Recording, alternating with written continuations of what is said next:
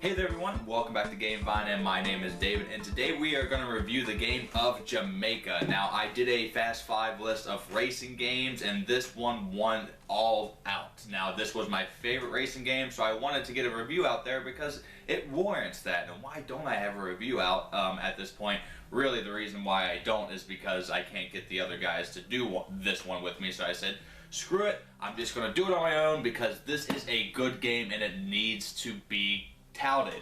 Now the Dice Tower, one of my favorite podcasts out there right now and or channels, really love this game and they got me hip to it. This game is in and out of print, so you got to kind of wait and get it at a good price, or if you want to go out there and get it, it's not going to be no more than like $50 or $60, but you can get it around $30. Again, this is a racing game, and it's all about pirates with these tiny little boats that are racing around Jamaica, and you might encounter each other and blow each other to smithereens with the cannons and take each other's stuff, or you might encounter some booty and or curses along the way. The person that wins the race will get a whole bunch of points, but isn't necessarily the winner all out, because there are other ways that you can score in this game. And one of the things that I absolutely love about this game, without giving out too much of my opinion, is its production. With a few minor quibbles, this game is done by GameWorks, and they've done a perfect job on the boats, the map, the cards, everything. There's only one gripe that I have with the production, which I'm going to get into in a second, so why not do that right now? Let me show you how to play, but before we do that, let me show you what comes in this box. Let's go.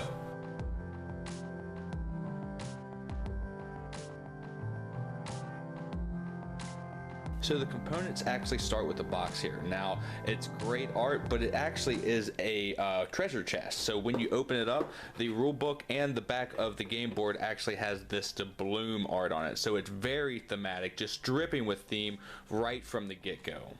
Okay, first let's take a look at the insert of Jamaica. Normally I just throw the insert out, but this one's pretty neat. Of course, it has Jamaica imprinted on the top of it. Not necessary, but there you go. Most and almost all the components fit snugly into this insert, which I think is pretty cool. It's kind of like an Inception component kind of insert. Most of them stay put, with the exception of the boats here. As you've seen, I took little mini sleeves and taped them, and the dice here. So if you store them like I do, which is up and down, then the components get all shifted. But beyond that, the insert's pretty cool. Now let me show you the components. So I'm not sure if it translates over, but this production is immaculate. First, let me go over my single gripe, like I mentioned in the beginning of the video, and it is the rule book. Now, it's in many different languages, which is considerate, but I see where they were trying to go with the map here, kind of layout with the rules kind of pulling out like this, and the bloom art is pretty cool. But man, if I just want to check one tiny little rule, I have to open this thing up every time, so it's super annoying. I wish they would have made it in book form. So, with that out of the way, let's go over all the great components. First, we have the cards up here, which are kind of long cards. It was very hard to find sleeves for these. I had to alter them for each player's color. And you have all those colors right here in boats.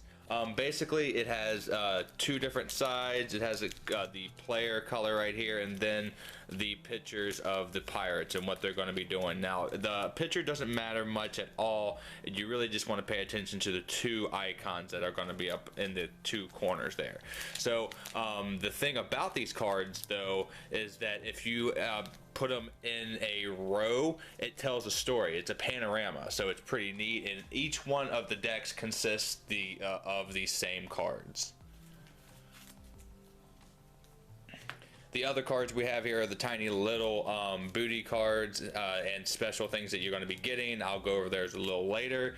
Now let's go over the cardboard components, which there are a lot. You have your boat storage, the dock, which you're going to be putting all your goods in. Each player can get one of those. And then you have the cannon icons. All this is very thick cardboard, food icons, and of course you know what these are, monies. And then these correspond with these cards because they're going to be put on the map. That's what you're going to be trying to get. And this is the start player token. And then you get to the big chunky wooden dice. There are 3 different ones, regular pips, and this one here is going to correspond to the cannon. And then you go to the gorgeous boats. Now I'm going to try to have you check these out. They are extremely detailed, and they're plastic, but they kind of look like they're porcelain. Very durable too.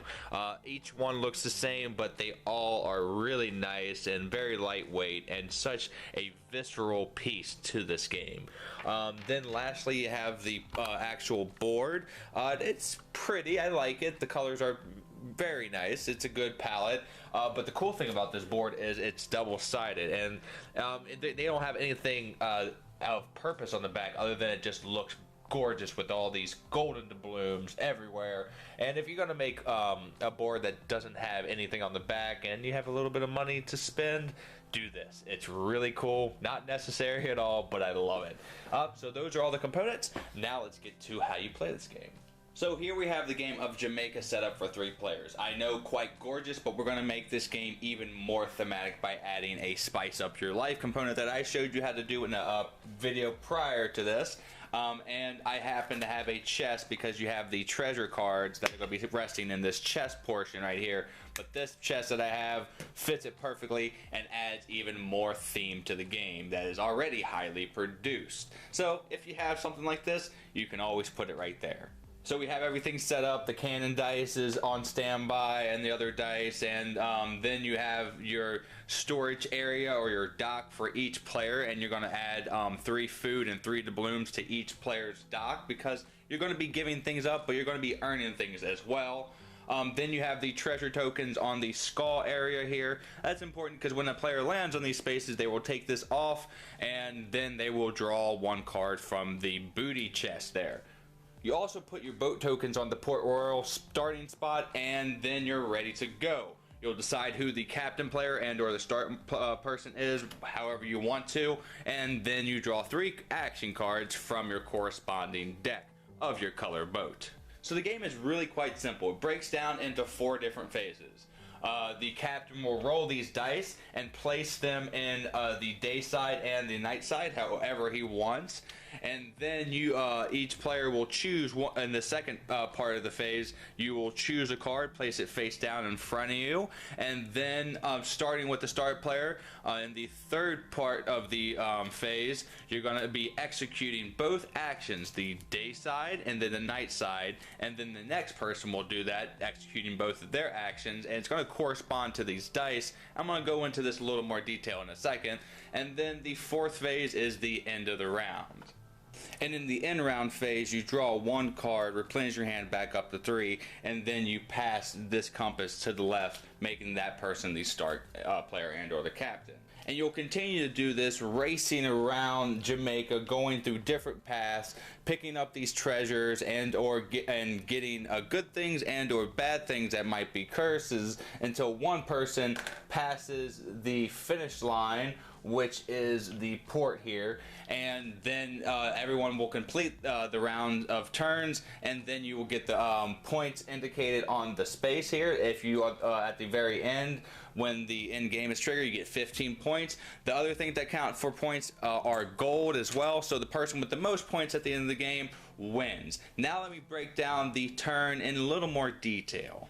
Before I do that, there are little silhouette squares and or numbers. That's how much you have to pay, either doubloon wise and or with food. Now if it's a square, it's a food, you have to feed your pirate brethren, or you have to pay at the port. If you can't do that, if you move on a space, you have to move backwards. You have to pay whatever you have, and you have to continue to move backwards until you move on a free space, which might be like a treasure pirate spot, which might be a strategy that you're trying to do, or you just wind up here and you don't have to pay. This is something you have to keep in mind, because this might move you back from first all the way to last. So in the beginning of the game, the captain's going to roll these 2 dice, and he's going to determine where they go, the day side and the night side. Now, in the next part of the phase is part 2.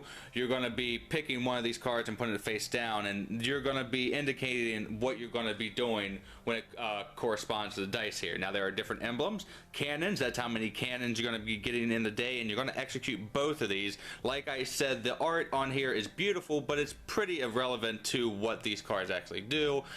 In this case, I'm going to get 6 cannons. I had them on here before, but you know, whatever. And then on this one here, I'm going to get 2 more doubloons. Now, when I'm loading up my dock here, I can never add like doubloons on top of doubloons. I can only put them into a separate part.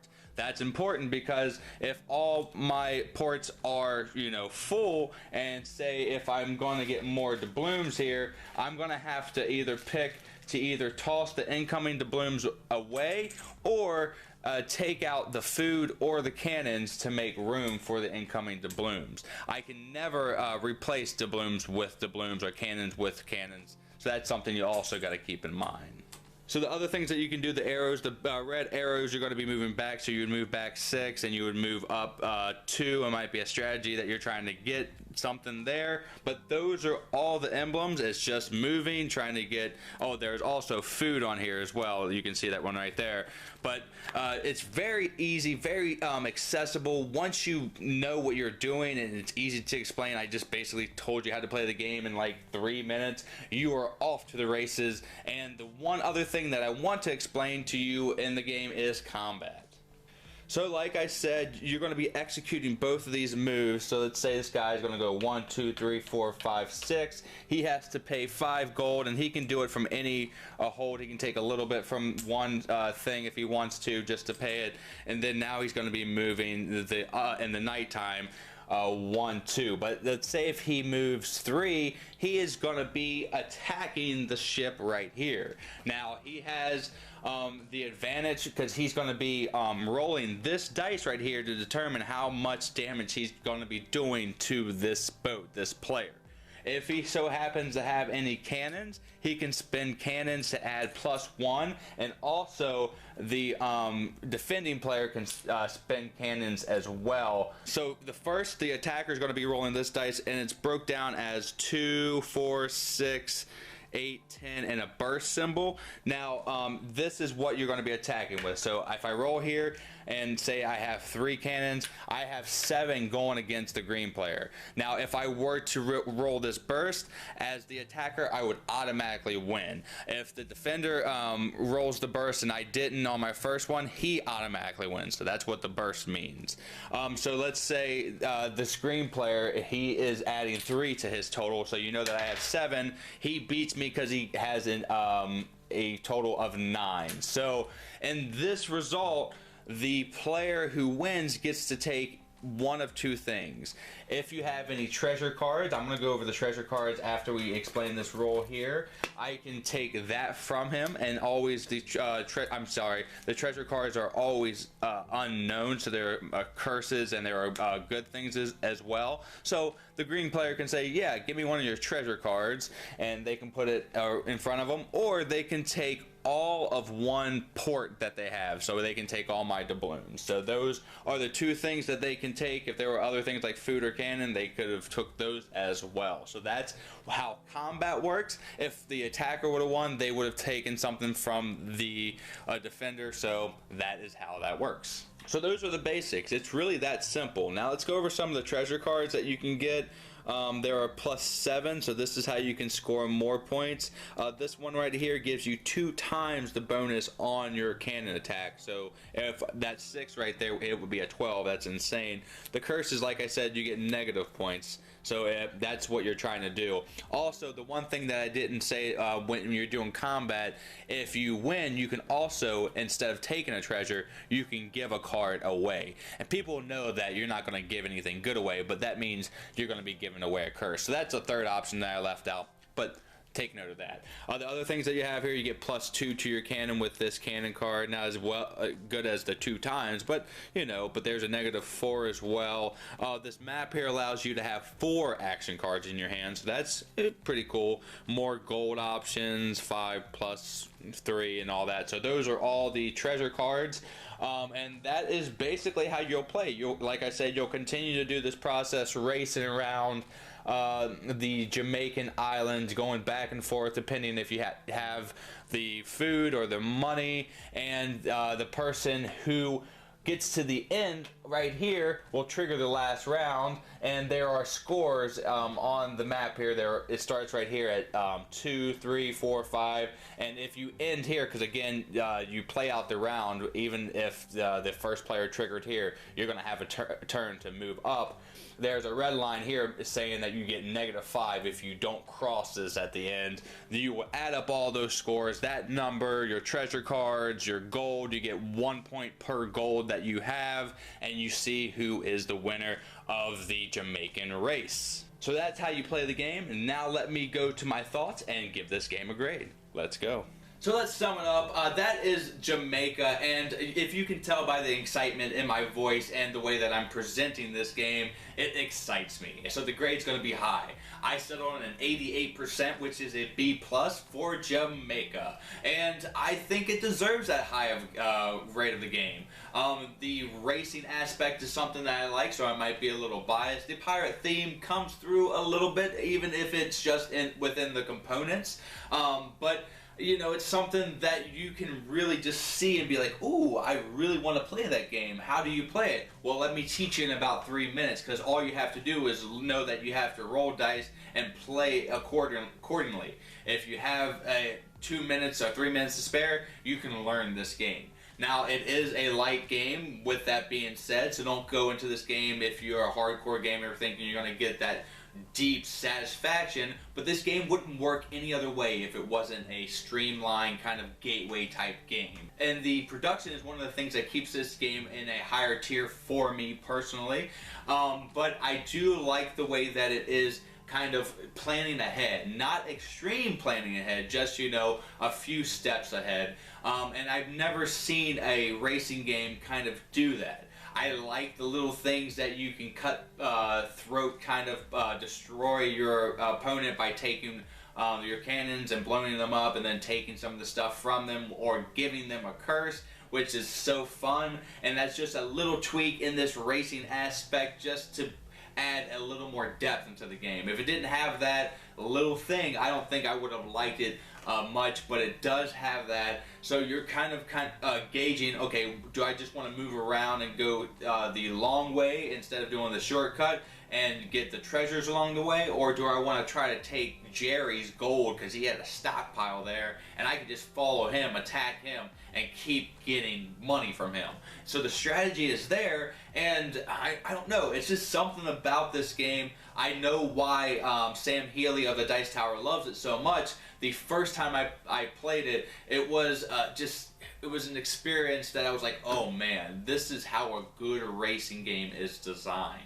I like the box, how it looks like a treasure chest, but I could keep going on and on about this game all day. But I'm going to stop right here. You know what I think about this game. It's an 88%, so if you can find it at a decent price, I can't recommend this game enough. It is my favorite racing game at the current time. And if you can't, it's still not going to cost you too much, about 50 or 60 bucks. On a good day, 30 to 35. So thank you so much for watching today's review of Jamaica. I really do appreciate it. Please click like and subscribe at the very end of the video here. I would appreciate that even more. And my name is Dave, and this has been the review of Jamaica, mateys, and have a great rest of your day and a great time with all that you play. You heard it here on the Game Vine. I'm out. Bye, everybody.